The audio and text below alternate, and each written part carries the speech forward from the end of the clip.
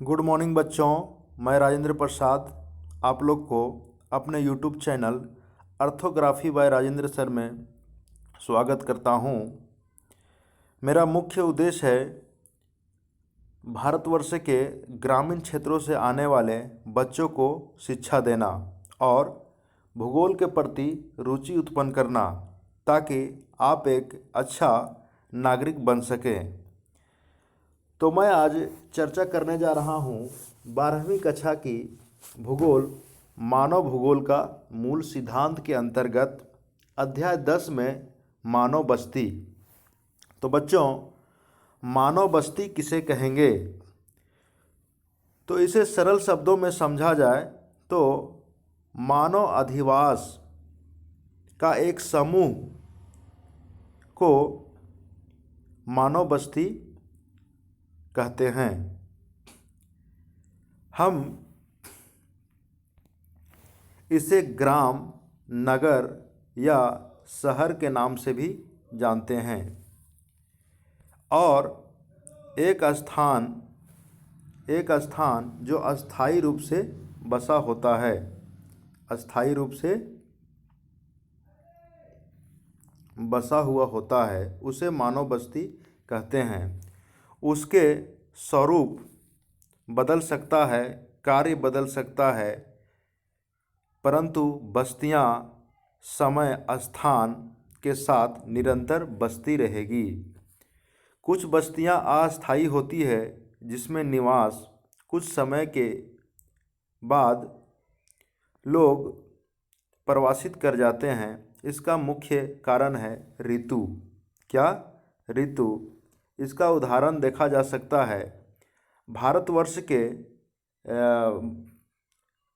Himalaya reason के कुछ ऐसे गांव हैं जहां अत्यधिक शीत ऋतु पड़ने से लोग अपना जीवन निर्वाह कर पाने में अक्षम हो जाते हैं और वो अपने भेड़ियों बकरियों के साथ मैदानी प्रदेश की ओर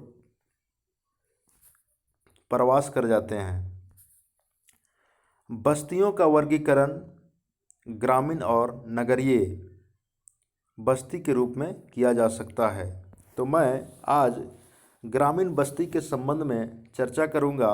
उसके बाद मैं अगले वीडियो में नगरीय बस्ती संबंधित चर्चा करूंगा। ग्रामीण बस्ती एवं नगर, यह बस्ती को जनसंख्या के आधार पर, किसके आधार पर? जनसंख्या के आधार पर। वर्गीकरण का आधार क्या है बच्चों? जनसंख्या कार्य के आधार पर अलग किया जा सकता है। हाँ, लेकिन एक बात मानने की बात है, जानने की आवश्यकता है कि ये आधार जो है पूरे विश्व में लागू नहीं होगा। आपका किताब में दिया हुआ है जनसंख्या के आधार पूरे विश्व में लागू नहीं होता है, ये जो कार्य और जनसंख्या, क्योंकि भारत और चीन में कुछ ऐसे राज्य हैं जिनकी संख्या पश्चिमी यूरोप एवं संयुक्त राज्य अमेरिका, किसका? पश्चिमी यूरोप और संयुक्त राज्य अमेरिका नगरों से अधिक है।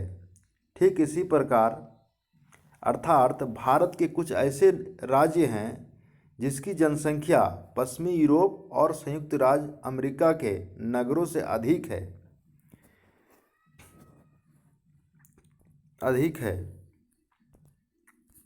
इसी प्रकार काम के आधार पर भी वैश्विक स्तर पर अगर देखा जाए तो यहाँ देखिए मिस्टेक हो गया है। संयुक्त राज्य अमेरिका में पेट्रोल पंप निम्न श्रेणी का कार्य समझा जाता है, जबकि भारत में नगरीय कार्य के अंतर्गत रखा जाता है। भारत के संदर्भ में चीन बस्तियों की प्राथमिक क्रियाकलाप किया जाता है और सारे बस्तियां ग्रामीण बस्तियां समझे जाते हैं। इसको हम लोग अगर देखें तो भारत के संदर्भ में देखा जाए तो यहाँ थोड़ा टाइपिंग में मिस हुआ है। यहाँ भारत के संदर्भ में अगर देखा जाए तो ग्रामीण और शहरी क्षेत्र का जो बस्तियों का वर्गीकरण होता है कार्य और जनसंख्या के आधार पर किया जा सकता है। भारत में 75% लोग कृषि कार्य में संलग्न रहते हैं।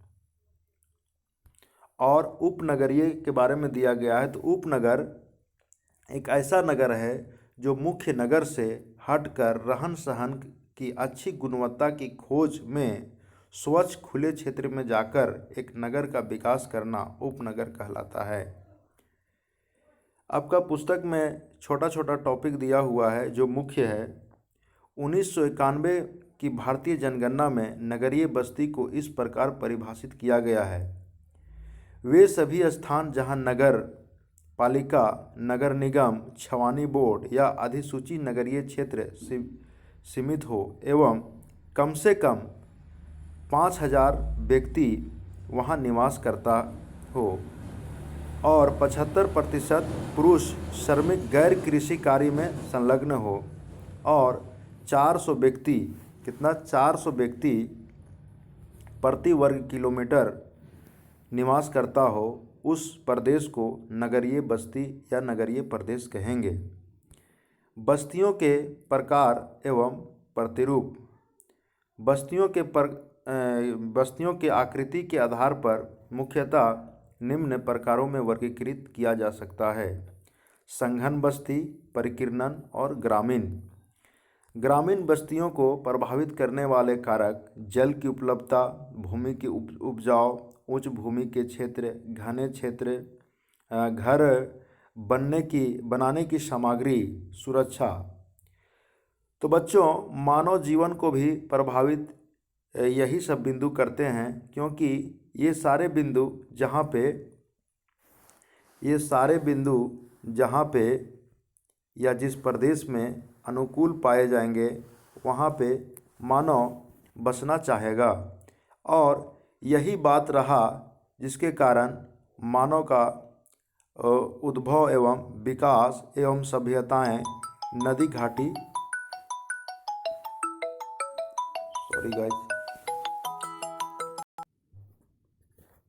तो बच्चों, मैंने देखा कि मानव अधिवास को प्रभावित करने वाले कारक।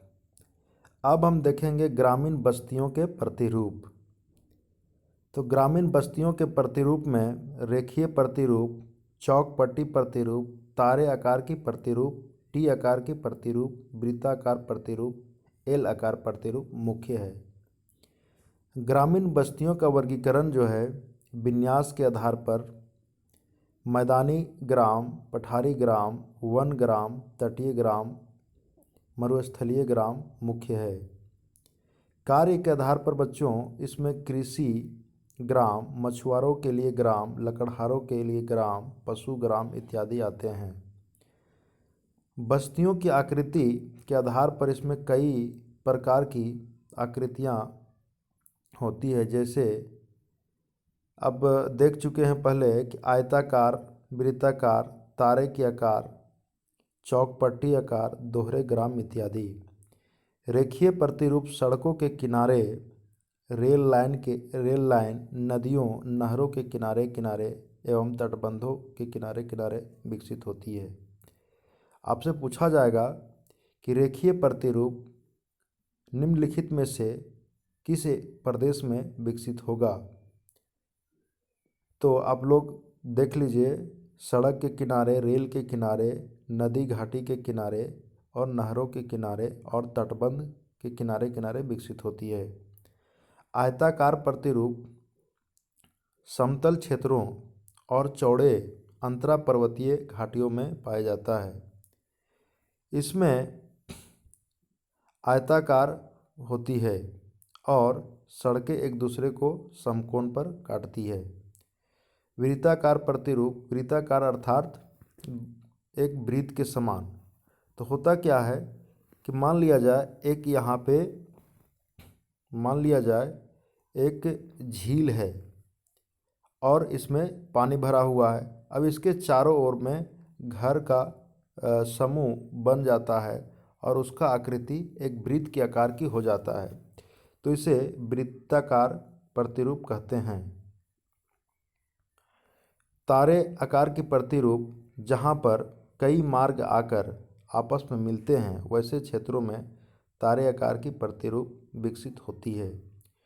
टी आकार के प्रतिरूप वाई आकार और क्रॉस आकार और एल आकार, थोड़ा यहाँ मिस टाइपिंग हुआ है बच्चों, इसको समझ लीजिएगा।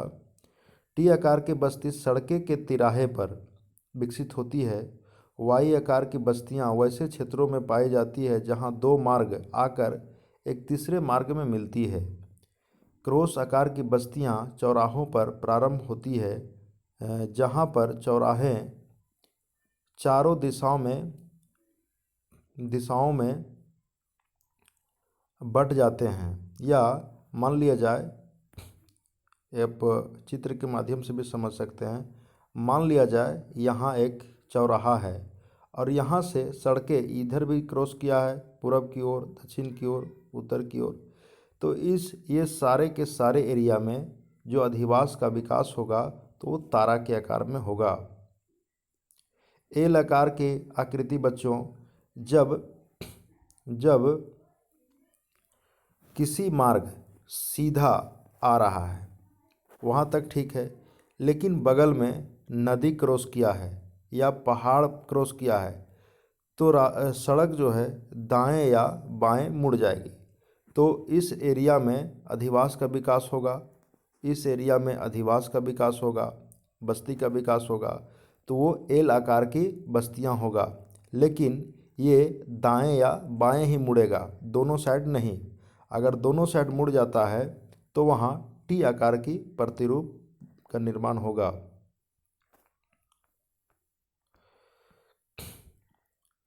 ग्रामीण बस्तियों में कुछ समस्याएं होती है जो आपको जानना चाहिए और परीक्षा के दृष्टिकोण से भी ध्यान देना चाहिए। तो जल की आपूर्ति की समस्या जल जनित बीमारी का होता है, जैसे हैजा हो गया, पीलिया हो गया, डायरिया हो गया, मलेरिया हो गया, ये सारे जल जनित बीमारी है। दक्षिण एशिया के देशों में प्रायः बाढ़ एवं सूखे ग्रस्त होते हैं, ये भी एक समस्या है। शौच, यहाँ मिस्टेक हुआ है लिखने में, शौच घर एवं कूड़ा कचरा निरंतर निस्तारण की समस्या होता है। कच्चे मकान होते हैं जो भारी वर्षा में ढह जाते हैं। एक ही मकान में पशु के साथ मानव का जीवन भी निर्वाह होता है। बेरोजगारी की समस्या होता है, शिक्षा के अभाव होता है, उत्तम चिकित्सा का अभाव होता है, उत्तम मार्ग के अभाव होता है एवं बिजली का भी अभाव होता है इत्यादि भारतवर्ष के गांवों में अधिकांश देखा जाता है। तो बच्चों, आज मैंने चर्चा किया ग्रामीण क्षेत्र में अधिवास या बस्तियों के बारे में। मैं अगले वीडियो में नगरीय बस्ती के बारे में चर्चा करेंगे। मुझे आशा है वीडियो कॉल वगैरह आने के कारण थोड़ा डिस्टर्ब हुआ है। मैं अगले बार से प्रयास करूंगा कि थोड़ा और बेहतर ढंग से बनाने का और आप लोग को विशेष रूप से जानकारी देने का, ताकि आप लोग का भविष्य अच्छा हो सके और आप लोग अच्छे नंबर से पास कर सकें। धन्यवाद।